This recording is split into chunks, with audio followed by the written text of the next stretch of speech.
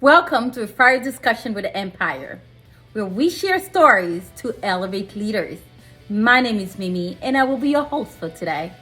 I am honored to call our next guest my friend. He is a father, a dancer, a motivator, who's also a project manager for the Boeing Company. Please help me welcome the one and only Ellis McCree.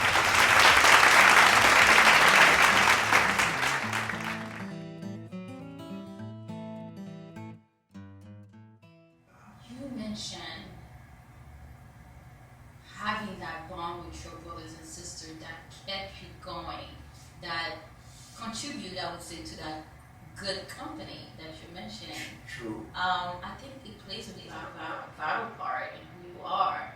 But you also mentioned being separated. How did that go about? How old were you when you were separated?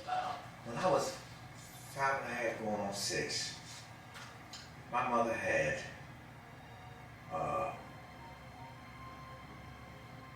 5 kids and one on the way. Okay. She also had contracted tuberculosis to the point where she was coughing up blood. And she went through the hospital, I think it was the old DC General Hospital, and because she didn't have a babysitter, she took all 5 of her kids, and we all in the playroom where they have the kids, toys and stuff like that. And she goes off to the back. And on that day, a lot of things happened. You know, the one thing that I noticed first was that all of a sudden, it was just myself and my siblings, the only kids in the playroom.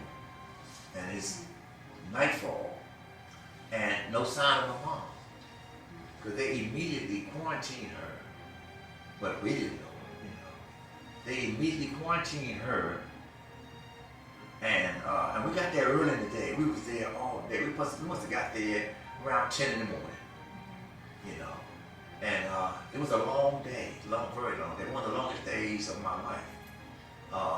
But anyway,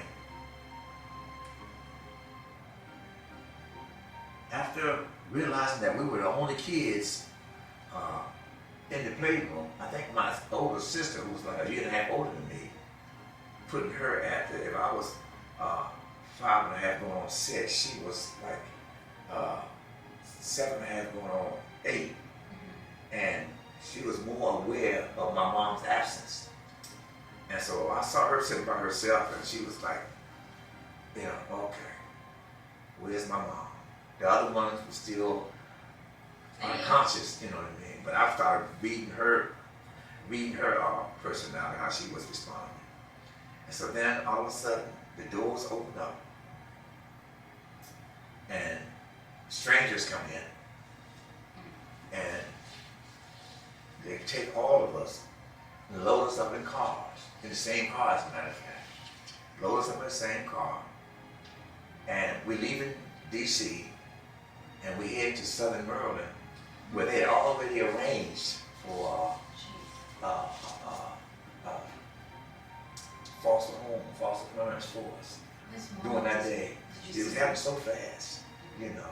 And so we're in this car at nighttime on a long ride down in Southern Maryland, and they stop at one house, and they take my 2 youngest brothers, and they drop him off at a house. So now, there's 3 of us left in the car.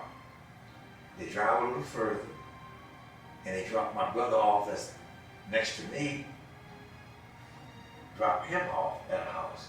So now it's just the 2 of us, my sister, my older sister, myself. Did anybody say anything at this point? Nobody's telling us what's going on, you know. And so by this time, my sister scoots up beside me and grab hold of me, you know.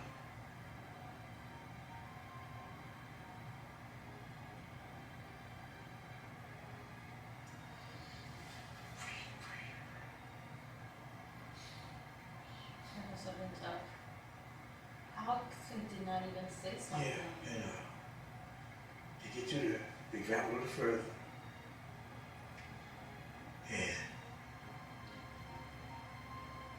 grabbed my sister, and she's clinging to me.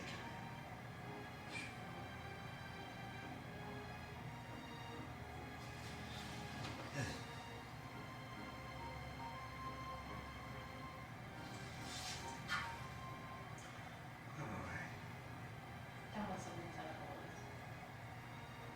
They managed to separate us, and they take her to the house, and I'm the last one, you know. But I'm still kind of ignorant to what's really going on, you know. It really hadn't dawned on me that this was going to be separated for a while, you know. They traveled a little further, which wasn't far, because the first home that they first took me to was the next farm from the house that they just dropped my sister off at. And the house that my sister was dropped off at was on top of a hill. And the house they dropped me off, the next farm over, was in a valley, a flatland. And so my then foster parents told me, don't be afraid. They was really nice. Everybody's really nice, cordial. They said, your sister is just next door, in the next farm up, you know. And you probably can see her, you know. Well, she would look just big. But, you know, I think they must have told my sister the same thing. Because that next day, there was a figure on the top of the hill, you know, make you think of Color Purple. Did you remember that scene? You know, Yes, I remember. my sister was at the top of that hill, waving. I'm down at the bottom of this hill. I could see somebody, and I just waved back. Really couldn't make the features out, you know. Right. But just that wave alone, you know. And so about a month later, they did better planning. Okay, I And hope so so. they started to group us. So they took my sister and put her with my two youngest brothers at the first house that they were at. And they took my brother and put us together at another location together. And we were so blessed in that in the early 50s, the family that my brother and I were with also had 5 adult kids. And they needed somebody there to keep their mother, who was the age of my grandmother, to keep her company, you know, and be there with her. But this family was well-to-do because all 5 of those kids, adult kids, were college graduates. Nice. An African-American family in the early 50s, 5 kids, all college graduates.